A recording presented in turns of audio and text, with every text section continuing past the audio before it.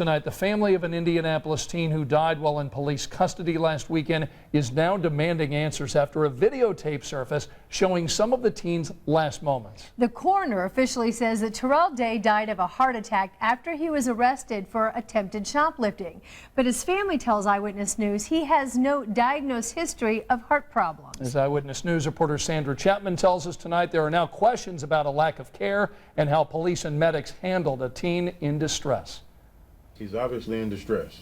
For someone who's having problems breathing, no one tried to resuscitate him. For the first time, an eyewitness comes forward with video showing what happened the afternoon shoplifting suspect Terrell died in police custody. And I didn't want them to know that I was video camera. The video shot by this man who doesn't want his name used shows Day unstable on his feet, actually falling to the ground at one point. The 18-year-old had just run about 400 meters from a clothing store where a security guard says Day was shoplifting and had pointed a gun. A short time later, Day surrendered to police. But at 1:07 that afternoon, things started going downhill. I never would imagine that. According to internal EMS records obtained by the family's attorney, police called medics saying Day was having difficulty breathing. The 5'6" teen between 250 and 350 pounds was handcuffed and put on his back. This is basically tantamount to a form of torture because you can't breathe, your hands behind your back.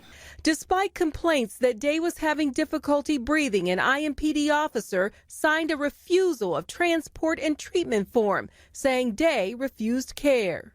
It looked like this medic here with the white hair, it looked like he had some type of smelling sauce in his hand. Medics say they assessed Day and took his vital signs, and at 1:19 reported Day was breathing fine. The family's attorney says no way. The eyewitness accounts illustrate that he was in distress at the time and that he needed medical care. And so they denied him medical care. At some point, Medic 41 reportedly left the scene. The most damaging part about this is that when the professional medical staff arrived, they sent him away. At 1:39 p.m., another witness who works in the medical field snapped this photo. She reportedly told the attorney she thought Day was deceased. The police just talking amongst their own self, and he just laying out on the concrete, helpless. And the ambulance is right there. Nobody did anything.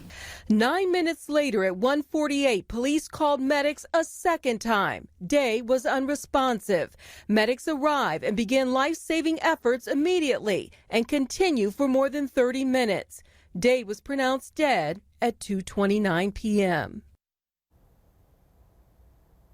The family's attorney sent a letter to the police chief asking the department to change its policy and stop putting suspects with difficulty breathing on their backs while in custody. Now, Lee says he's still gathering evidence and awaiting the official autopsy report. We reached out to both IMPD and IEMS. Neither agency has provided comment on this video. Scott? The story I know you'll continue to cover. Sandra, thanks.